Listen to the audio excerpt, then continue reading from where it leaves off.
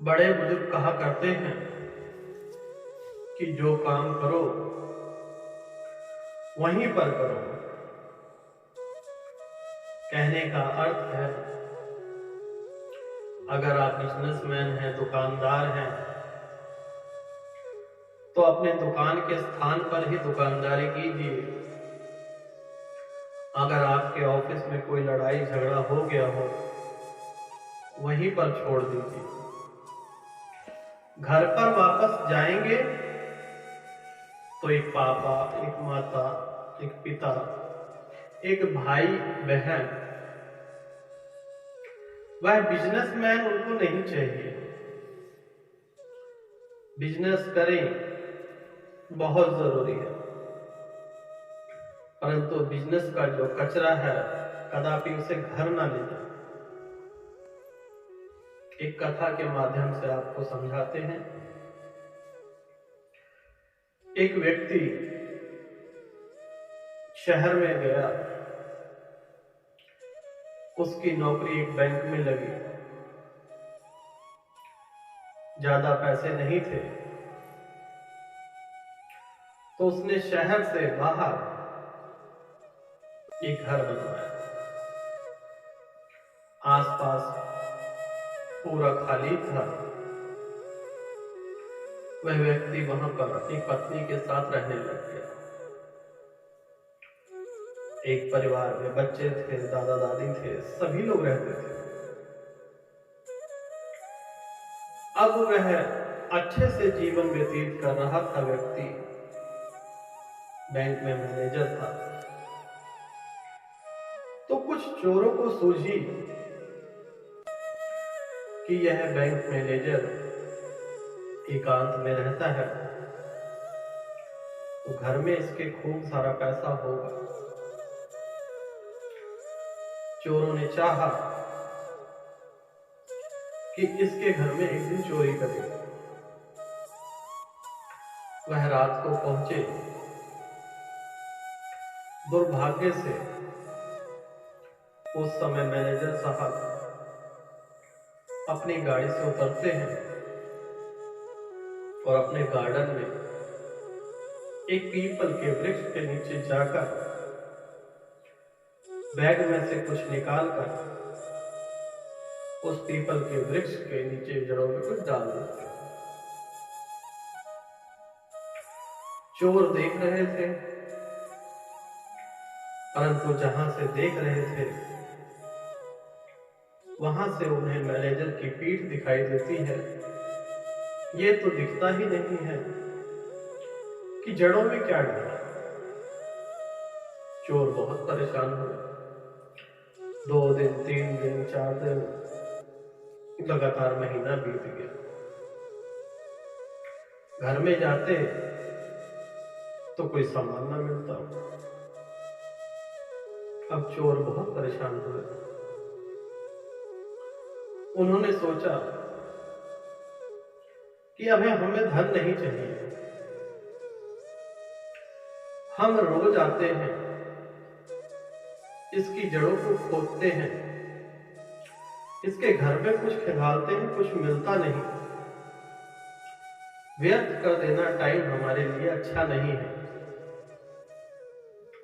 क्यों ना हम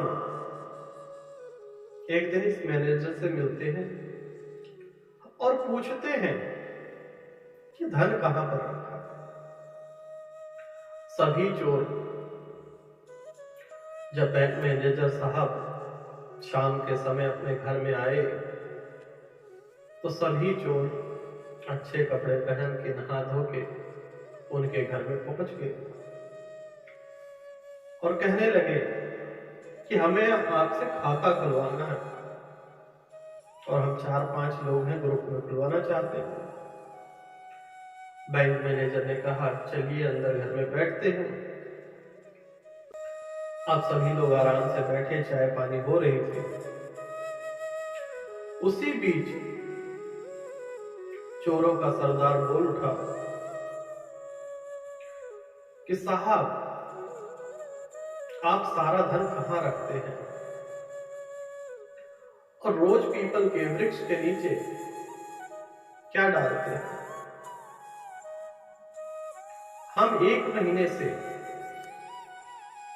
आपकी निगरानी कर रहे हैं। हमने कई बार पेड़ की जड़ें खोद डाली, हमें कुछ नहीं प्राप्त हुआ। हमने घर के अंदर भी जाकर देखा।